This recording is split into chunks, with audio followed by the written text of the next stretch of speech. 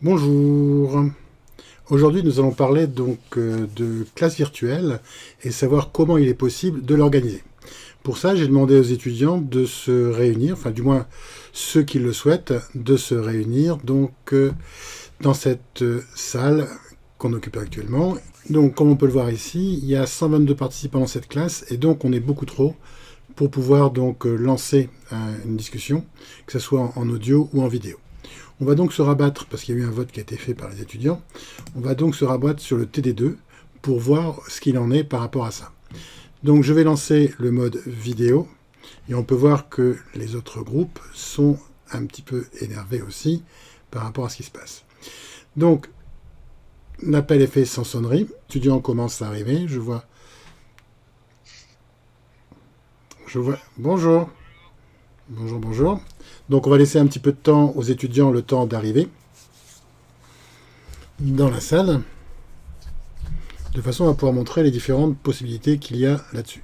Alors je répète, ce truc est sur la base du volontariat et a pour objectif simplement de montrer ce que l'on peut faire avec cette chose en vidéo. Donc il faut qu'il y ait plus de 4 personnes. Ici je vois qu'il y a une personne qui est là, qui n'a pas de vidéo. Qui a de la vidéo à montrer ?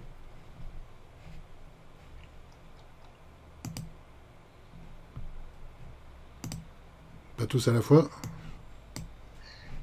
Ils font leur timide, du coup, ils n'ont pas envie d'avoir leur tête sur Internet. Donc, on voit ici que l'on peut déplacer les étudiants pour les positionner dans la vidéo qui est ici. On peut voir aussi que tous les étudiants ont leur micro coupé, sauf Amaury, qui est délégué de classe, et donc garde son micro, de façon à ce qu'en fonction des démos qui sont faites, il y ait possibilité de pouvoir m'envoyer une information en retour par rapport à ce qui se passe. Alors, l'interface, de quoi se compose-t-elle? Déjà, première chose, je peux peut-être, quand je vois que quelqu'un a son micro, je peux aussi éventuellement demander à désactiver le son par rapport à la personne, éventuellement le supprimer de l'appel aussi, mais c'est pas forcément utile. Les gens étant inscrits dans une classe, il n'y a pas de problème là-dessus. Les personnes peuvent aussi, quand elles parlent, appuyer sur leur micro pour demander à ce que le micro soit ouvert. Donc le micro, pour son compte personnel, le micro se trouve ici. Donc si je clique là, du coup les étudiants ne m'entendent plus. Si je reclique dessus, les étudiants peuvent de nouveau m'entendre par rapport à ça. Pareil, il y a ma caméra qui est là. Si j'ai pas envie de voir ma caméra affichée, je peux demander à cacher ma caméra. Et à la place, je verrai simplement donc ma vignette qui apparaîtra. Je peux donc demander à activer la caméra. Quand j'active la caméra, je vois aussi que j'ai la possibilité éventuellement de demander à flouter mon arrière-plan. Et c'est bon, je peux donc activer la caméra. Voilà, la caméra est activée de nouveau par rapport à ça. Alors flouter l'arrière-plan ici n'a pas d'importance parce que c'est un fond vert. Alors ici, on a dans l'interface aussi la possibilité d'avoir ici la conversation. Ce fil de conversation me permet d'avoir l'information sur ce qui se passe, sur le flux de tout ce qui a pu se dire par rapport au flux de conversation de ce groupe de TD. Donc, je peux laisser un message. Message à valider. Hop. Du coup, ce qui permet aux étudiants de pouvoir... quelqu'un peut mettre un message aussi sur le fil, ce qui permet de... Bonjour, donc je peux, en voyant bonjour, bonjour, il y en a plusieurs qui mettent un bonjour, donc je peux cliquer dessus et je vois qu'il y a un certain nombre d'émoticônes qui sont disponibles. Et donc je peux le mettre ici, éventuellement, hop, un message par rapport à ça. Et je peux aussi mettre un message en mettant éventuellement un pouce ou autre chose par rapport à ça. Donc ça permet éventuellement de faire du vote. C'est comme ça qu'on a organisé le vote par rapport aux différents groupes. Les 5 groupes étaient listés et j'ai demandé de voter, que chaque groupe vote pour s'il voulait être là présent. Le groupe 2, il y avait 16 personnes qui ont validé, donc c'est ça. Quand je n'ai plus besoin de cette fenêtre donc de conversation, je peux fermer la fenêtre de conversation par rapport à ça. Il y a aussi une notion qui est le partage d'écran. Donc le partage d'écran, je vais pouvoir demander donc à cliquer dessus. Et je vais pouvoir partager mon écran en demandant partage d'écran. à partir de ce moment-là, je vois tout autour une fenêtre, enfin liserée jaune qui apparaît, qui indique que aux étudiants, enfin aux personnes qui sont en face, que mon écran est partagé et surtout pour moi. Donc, une fois que mon écran est partagé, je peux très bien prendre un document, quel qu'il soit, et dans ce cas-là, les étudiants voient ce même document. C'est la procédure du grand oral par rapport à la vidéo qu'on a pu voir précédemment concernant justement cette notion. L'inconvénient ici, c'est que je n'ai aucun retour dans ce cas-là par rapport au document. Il est préférable, dans ce cas, avant de lancer quelque chose, de demander, bien sûr, à avoir donc la fenêtre du fil de conversation et dans ce cas-là de mettre le document visible en non pas pleine largeur de façon à pouvoir suivre éventuellement ce qui se passe sur le fil de discussion en même temps que vous présentez quelque chose. Bien évidemment, si c'est un PowerPoint, le PowerPoint, on va en prendre un vite fait. Si c'est un PowerPoint que je lance, même si je peux le mettre en... Je vais prendre celui-là, par exemple. Il n'est pas là, il est parti ailleurs. C'est pas grave. Je vais prendre fichier, une nouvelle présentation. Hop, suivez le guide. Créer. Je crée donc une présentation fictive. Si je prends cette présentation et je vais pouvoir aussi diminuer la taille de mon écran pour la mettre en fenêtrage.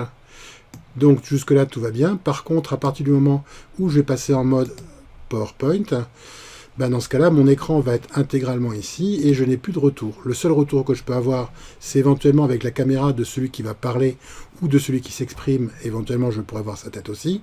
Et surtout, c'est le retour audio que j'ai par rapport aux différents étudiants, qui sont donc les étudiants délégués, qui eux gardent leur micro ouvert. Donc on voit qu'on peut basculer un certain nombre de choses. Si bien évidemment j'ai besoin aussi de déposer un document aux étudiants, j'ai plus rien sur le bureau, ben je peux éventuellement mettre une image et je clique sur Entrée pour envoyer le ou les fichiers. Il y a ici un temps qui va passer sur la roue pour savoir comment les étudiants peuvent avoir le fichier. Quelqu'un peut m'envoyer un document pour que je montre du côté utilisateur? Allô, allô? Voilà. J'ai donc ici un document. Si je clique sur le document, je peux l'ouvrir. Ça aurait été bien un document de type Word ou un document plutôt de type PDF, hein, si vous pouviez.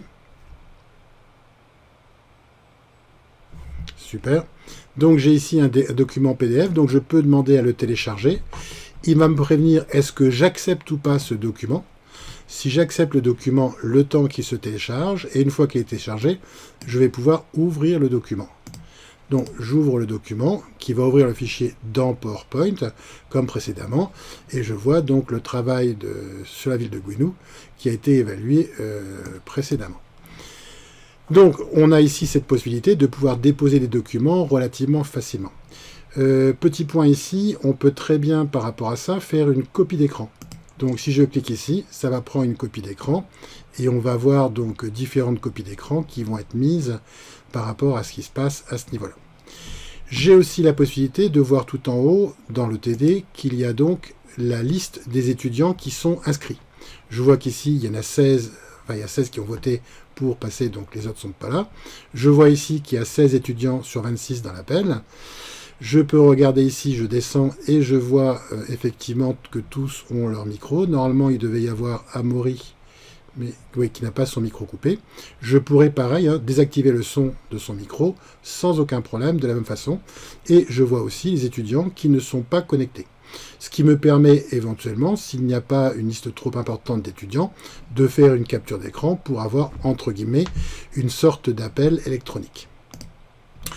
Donc, quand vous avez cette partie-là, donc on a vu les principales fonctions. Si peut-être ici, quand je clique ici, je vais pouvoir avoir les différents fils qui sont là.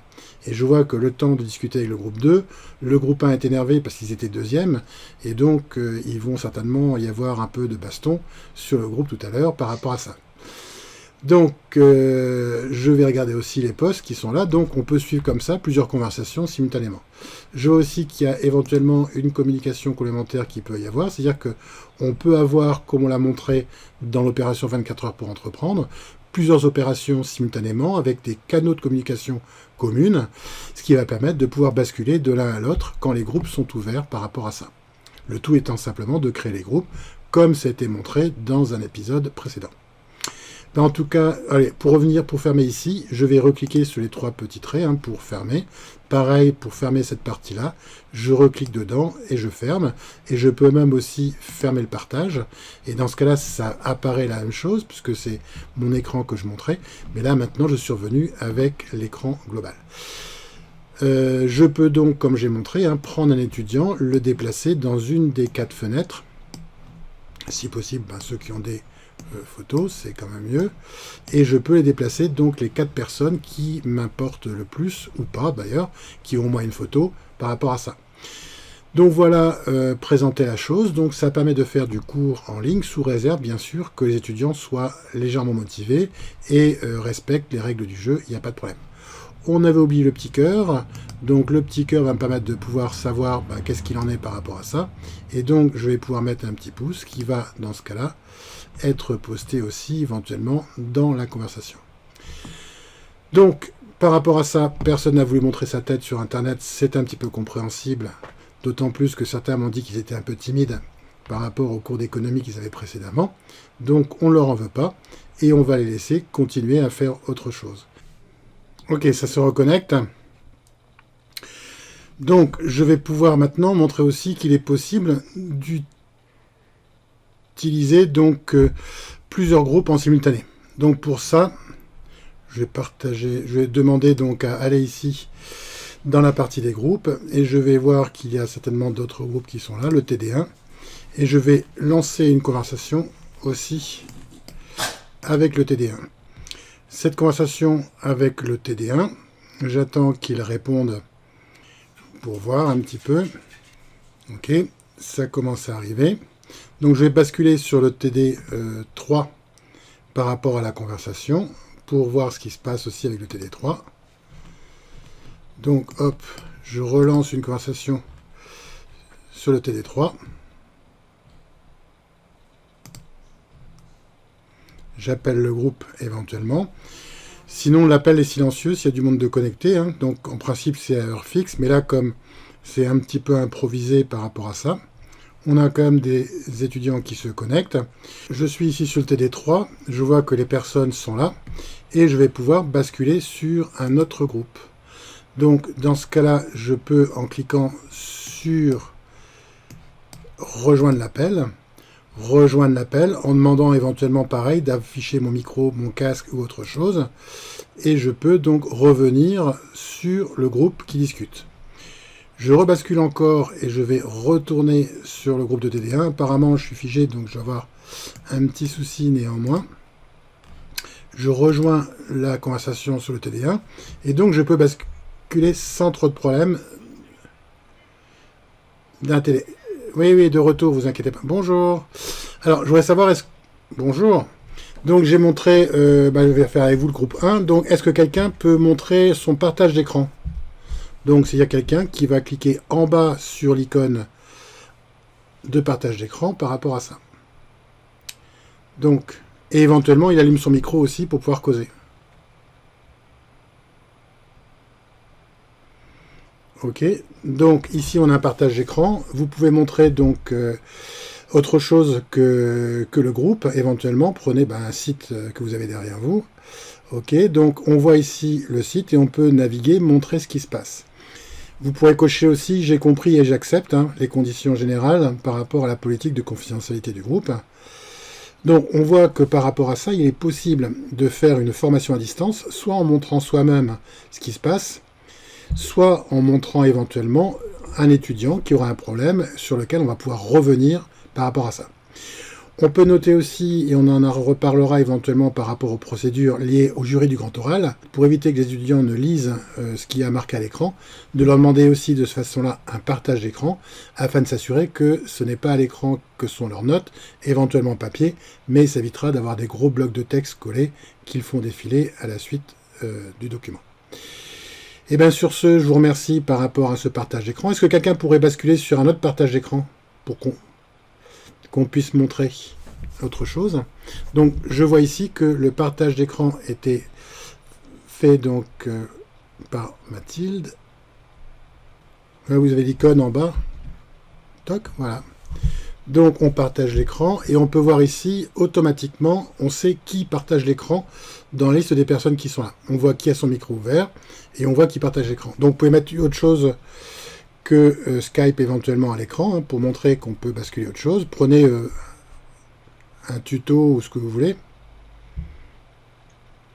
Ou peu importe, allez sur n'importe quoi, sur quelque chose d'autre. Montrez éventuellement un logiciel autre qu'un logiciel. Vous avez Word ouvert là par exemple. Si c'est regardable, éventuellement, montrez le document Word. Oui, oui, oui. On ne voit toujours pas votre document Word. Alors, il se peut que souvent, par rapport à l'affichage, c'est bon, on le voit, il y a un petit peu de temps de décalage entre le moment où la personne clique sur l'application et le moment où le flux est transféré de façon correcte par rapport à ça. Donc, on voit bien ici qu'on a donc le détail de ce qu'il est possible de faire et on pourrait aider l'étudiante pour pouvoir revenir et non, c'est sa fenêtre à elle. Donc, et pouvoir l'aider donc par rapport à ça pour l'aider dans sa présentation, dans l'utilisation d'Excel, de Word ou de ce que l'on veut comme logiciel à distance. Ça ne pose aucun problème. Et ben je vous remercie pour ce complément. Bye bye, ouais. Et je vais aller dire au revoir à tous les groupes parce qu'il y en a certains qui pleurent apparemment. Donc, au revoir. Au revoir. Et bonne fin de journée. Au revoir. Au revoir. Donc, à plus. Je vais pouvoir cliquer sur rejoindre l'appel. Et ben, je vous remercie en tout cas tous d'avoir participé à cet échange, en espérant que cela permettra aux autres enseignants de pouvoir utiliser Skype pour leur pratique pédagogique. Sur ce, au revoir, bon week-end. Et de toute façon, je reste tout canal ouvert pendant tout le week-end. Au revoir.